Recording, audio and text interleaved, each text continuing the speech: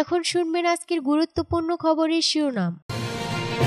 যুদ্ধবিরতি ভেঙে লেবাননে ইসরায়েলি হামলা। মার্কিন ড্রোন ভূপাতিত করার দাবি ইহুতির। ইসরায়েলকে তুরস্কের নতুন হুঁশিয়ারি। ট্রাম্পের গাজা পরিকল্পনা নিয়ে মিশরে আরব নেতাদের সম্মিলন। পাকিস্তান আফগানিস্তান সীমান্তে উত্তেজনা, গোলাগুলি। তুরস্ককে যে কারণে সতর্ক করল ইরান। যুদ্ধবিরতি ভেঙে লেবাননে ইসরায়েলি হামলা। লেবাননের সরকারি সংবাদ মাধ্যম জানিয়েছে মঙ্গলবার একটি গাড়িতে ইসরায়েলি হামলায় একজন নিহত হয়েছে। এটি ইসরায়েল ও হিজবুল্লাহর মধ্যে যুদ্ধবিরতির মধ্যে সর্বশেষ প্রাণঘাতী হামলা। জাতীয় সংবাদ সংস্থা জানিয়েছে টায়ার জ্বালায় একটি গাড়ি লক্ষ্য করে ইসরায়েল ড্রোন হামলা চালিয়েছে। এতে একজন নিহত হয়েছে। তারা একটি জ্বলন্ত ছিন্ন ভিন্ন গাড়ির ছবি প্রকাশ করেছে।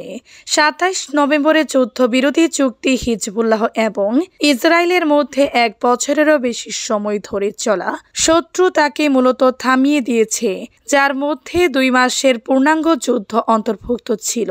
এ সময় ইসরায়েল লেবাননে স্থল সেনা পাঠিয়েছিল। চুক্তি কার্যকর হওয়ার পর থেকে ইসরায়েল লেবাননের ভূখণ্ডে হামলা চালিয়ে যাচ্ছে। শুক্রবার ইসরায়েলি সেনাবাহিনী জানিয়েছে আগের দিন পূর্ব লেবাননে একটি হামলায় তারা একজন হিজবুল্লাহ অস্ত্র পাচারকারীকে হত্যা করেছে। মার্কিন ড্রোন ভূপাতিত করার দাবি ইহুতির। মঙ্গলবার ইয়েমেনি গণমাধ্যম জানিয়েছে হুদেইদাহ প্রদেশের উপকূলে একটি আমেরিকান ড্রোন গুলি করে ভূপাতিত করা হয়েছে। ইরানি গণমাধ্যম পার্স টুডে জানিয়েছে ইহুদি এই খবরের আরও বিস্তারিত এখনো প্রকাশ করা হয়নি।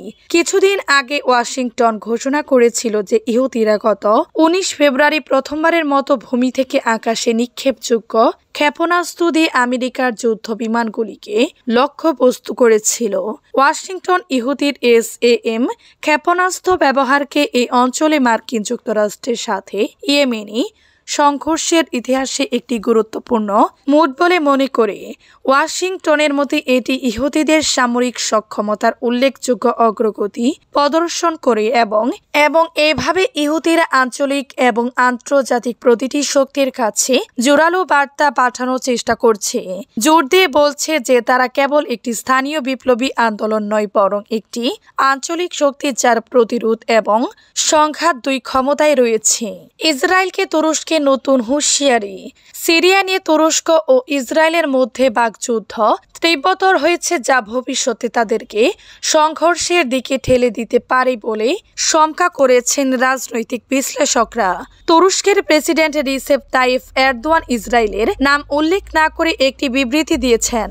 তিনি সিরিয়ায় হস্তক্ষেপের বিরুদ্ধে সতর্ক করে বলেছেন আঙ্কারা দেশটিকে বিভক্ত হতে দিবে না। দক্ষিণ পশ্চিম সিরিয়া ইসরায়েলের ব্যাপক আক্রমণের পর দামেস্কের একটি শহরতলিতে আক্রমণের হুমকি দেওয়া হয়েছে, যেখানে সাম্প্রতিক দিনগুলিতে সিরিয়ার নিরাপত্তা বাহিনী এবং সশস্ত্র দ্রুজ জদের মধ্যে সংঘর্ষ হয়েছে।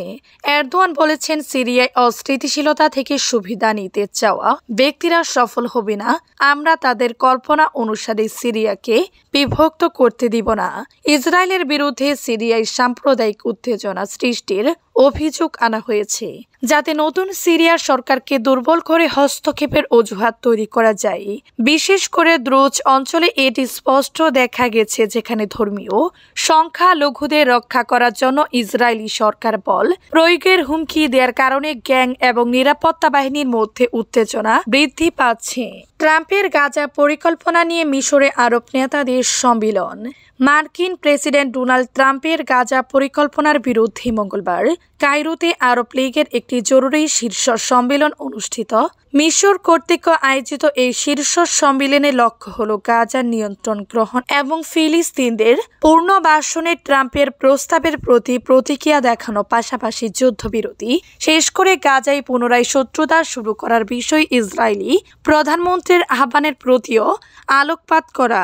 শীর্ষ সম্মেলনে ফিলিস্তিনদের অধিকার রক্ষা এবং গাজাকে আবার বসবাসের উপযোগী করে তোলার জন্য একটি ঐক্যবদ্ধ আরব প্রতিক্রিয়া তৈরির উপর আলোকপাত করা হবে। মিশর এখনও তাদের প্রস্তাবের সম্পূর্ণ বিবরণ প্রকাশ করেনি, তবে সাবেক মিশরীয় কূটনীতিক মোহাম্মদ হেগাজি 3 থেকে 5 বছরের মধ্যে 3টি প্রযুক্তিগত পর্যায়ে একটি পরিকল্পনার রূপরেখা দিয়েছেন। 6 মাস স্থায়ী প্রথম পর্যায়ে দ্রুত পুনরুদ্ধার এবং ধ্বংসসাপ শেষ অপসারণের উপর দৃষ্টি দিতে হবে। দ্বিতীয় পর্যায়ে বিস্তারিত পুনর্গঠন পরিকল্পনা এবং অবকাঠামো পুনরুদ্ধারের জন্য একটি আন্তর্জাতিক সম্মেলন অন্তর্ভুক্ত থাকবে। চূড়ান্ত পর্যায়ে আবাসন এবং পরিষেবার ব্যবস্থা করা হবে। পাশাপাশি ইসরায়েলের পাশাপাশি একটি স্বাধীন ফিলিস্তিনি দ্বিরাষ্ট্রীয় সমাধান বাস্তবায়নের জন্য একটি রাজনৈতিক পথ প্রতিষ্ঠা করা হবে। বিশেষজ্ঞরা পরিকল্পনার অর্থায়ন নিয়ে উদ্বেগ প্রকাশ করেছেন। জাতিসংঘ গাজা পুনর্নির্মাণের ব্যয় $50 বিলিয়ন বেশি হবে বলে অনুমান করেছে। পাকিস্তান আফগানিস্তান সীমান্তে উত্তেজনা, গোলাগুলি।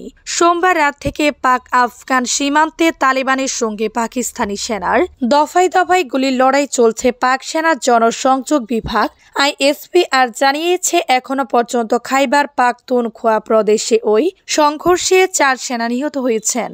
মৃত্যু হয়েছে অন্তত 13 জন তালেবানের।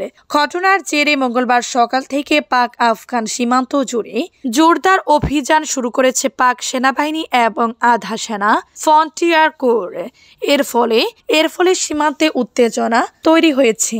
আফগানিস্তানের শাসক তালেবানের যুদ্ধার অসম্ভব পাক হামলা রুখতে সীমান্ত এলাকার সামরিক দৃষ্টিতে গুরুত্বপূর্ণ এলাকাগুলিতে জড়ো হয়েছেন। ফলে সীমান্তে তৈরি হয়েছে উত্তেজনা। গত 25 ডিসেম্বর খাইবার পাখতুনখোয়া প্রদেশ লাগোয়া আফগানিস্তানের পাকতিকা প্রদেশে হামলা চালিয়েছিল পাক বিমান বাহিনীর যুদ্ধ বিমান। ইসলামাবাদের দাবি টিটিপি বিদ্রোহীদের ঘাঁটি লক্ষ্য করে ওই হামলা চালানো হয়েছে। যদিও আফগানিস্তানের শাসক তালেবানের অভিযোগ, বারমাল জেলায় লামান সহ 7টি গ্রাম লক্ষ্য করে একের পর এক বিমান হামলা চালানো হয়েছিল।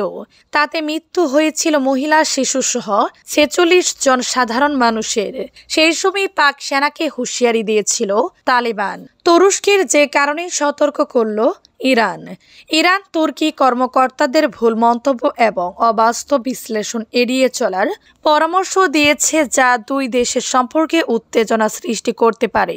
সোমবার ইরানের পররাষ্ট্রমন্ত্রীর একজন সহকারী তেহরানে ইরানের পররাষ্ট্র মন্ত্রণালয়ে তুরস্কের রাষ্ট্রদূতের সাথে বৈঠকের বিষয়ে মন্তব্য করেছেন, যেখানে তাকে তলব করা হয়েছিল। ইরানি কর্মকর্তা তুর্কি পররাষ্ট্রমন্ত্রী হাকান ফিদানের সাম্প্রদায়িক মন্তব্যের প্রতিক্রিয়া জানাচ্ছিলেন।